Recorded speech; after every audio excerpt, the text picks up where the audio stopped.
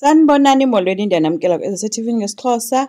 After inkosikazi kaSifiso ke guys iye yalunywa yazicelela ngokwayo into befuna uyobelekiswa yona nguZethu not uMatron. So ngenyani ke yabeleka ibelekiswa ke nguZethu. UZethu ke wayithatha wayisa ngokwakhe esibhedlele yahanjiswa ngutatakhe ke esibhedlele apho kafike khona wambelekisa khona ke noSifiso wafika wothuka futhi xa ebona uba ubelekiswe nguZethu unkosikazi because wayebulela amanesi yena wathi unkosikazi no nanku umuntu ofuneka umbulele emva kwakho. So wothuka xa ebona uSifiso phaa. Ngoku ke guys umntu njengoba uyahanjiswe ngutata ke udade unamabhongo ke endlini ke into ayithethayo uba yho abantu esibhedlele bayincoma intombi yakhe ke hayi befuna sign ii-autographs ufana noba lisilebhu mntanakhe and kuzofuneka akhe isibhedlele ke ngosibizwe ngohlongwane private hospital.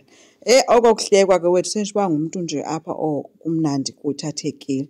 But ke guys eyokugqibela yenzileyo udidi kukuba abe excited kakhulu because umntanakhe wenze into eyayindumasi ke yaduma futhi indawo yakhona yonke eBergville.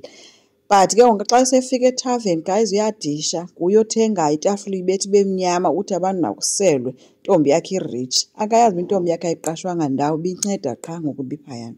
So akazi kwanto unyanakhe uthe emkhuza into yoba hayi bo tata suyenza le nto yenza wathi hayi abantu basele umntanam urich. So ke uZethu ke guys ebevakashelwe ke nguShobane ke i-boyfriend yakhe. So khumbula kuShobane uba ungunyana ke kaMatron.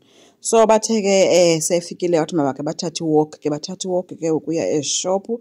Hayi behambe bezibambene ke senje uba nakuba uZethu yaziwa into kakhe noShobane unini uyitshilo loo nto uba lo mntana uyambona into yoba uyamthanda uShobane mhlawumbi ke mabalindele into yoba ngenye imini kuzofika oomalume but uyise akayingeni.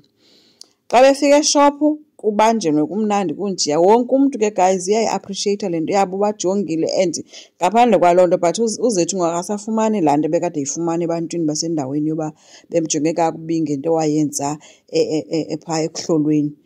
Kumnandi ngoku because ujongelwe into yoba uncede umntu walapha elalini oye wahamba wobeleka umntanakhe waphila. So bebebhiliva into ethi umntana kusho ukuthi bemeni uba mhlawumbi uye wabhubha okanye kwakunina kodwa ngovakala kwezinto kube bemeni uba baswelekile ngendlela ekwenzeka ngayo. So ishop ke le bakuyo yilaa shop yalaa mama wayengamthengiselanga last time wathi xa ifika apha wathi yena andimthengiseli mntu ongawahloniphi amasiko endawo. So xa ifika phaa uZethu ke ngoku ayezothenga laa mama umnika ububele ude wampha nekotapeya. uZethu uxakene nento uba inoba kwenzeka ntoni because kaloku akho nto ithena yenze. So uthi ke laa mama yena ubulela into yoba engumntu okwaziyo ukunceda abantu bendawo. So uyiloo nto nje eyamkelwayo ngoku noba ungayaphi uyathengiselwa wenzelwa everything bayidlulisile yonke le yayenzekile into. uSifiso ke yena ke uye ebuhlanti kowabo apho afike khona wobika unyanakhe wabe sempha negama elithi nguMpendulo.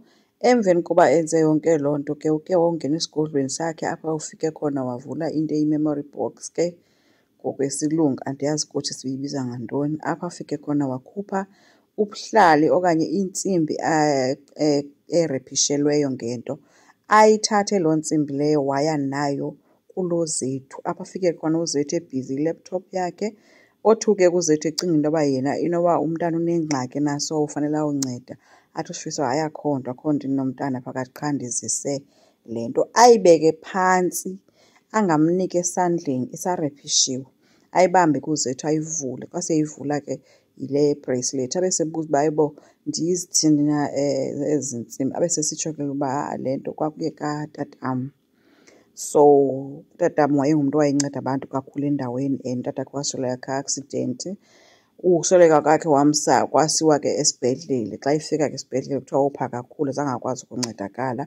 So uthi yena into enesibhedlele wayengayifuni nokuyibona ngoba zange ancedakala tatakhe esibhedlele.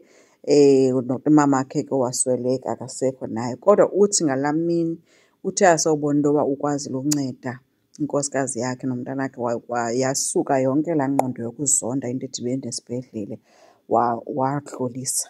So ke ngoku uyabuza utheni uzondipha yonke le nto wathi ke nake no le nto ikufanele nawe. But ke elimshiye amshiye nalo kuZethu lelithi wena le nto ndikuphile lena njengoba ungumntu oncedayo kodwa wena unento elapha ngaphakathi kuwe esisiphiwo ethi wena awohlukanga kum, uyafana nam, uyafana nomamam notatam. Abazali bakhe nabo banoba ngabantu ababethwasa. Wathi ke yinto ongasoze kuyibaleke ke leyo. So umshiye eme apho ke uZethu exakene nento akazi uba makathini. Kanti ke beyile ke uSifiso ke nakuMatron eyomxelela into yoba umntana uzelwe and umntu obelekisileyo nguZethu esibhedlele. So uMatron bethukile kodwa ke khange afune ucacisa ke uzibonakalisa. Kwenye icala uphinde warisiva necall isuka esibhedlele kwi-CEO etshoyo into yoba uDr Zethu wenze into enkulu kakhulu esibhedlele osuka kwiklinikhi yakhe. So khange afune notsho ke into yoba hayibo asinaZethu uthi na hlongwane apha, qha uthi hayi cela uke ndiyilandelele le nto. So khumbula ke into yoba akamthandi ke uZethu and uZethu uzojula nonyanakhe.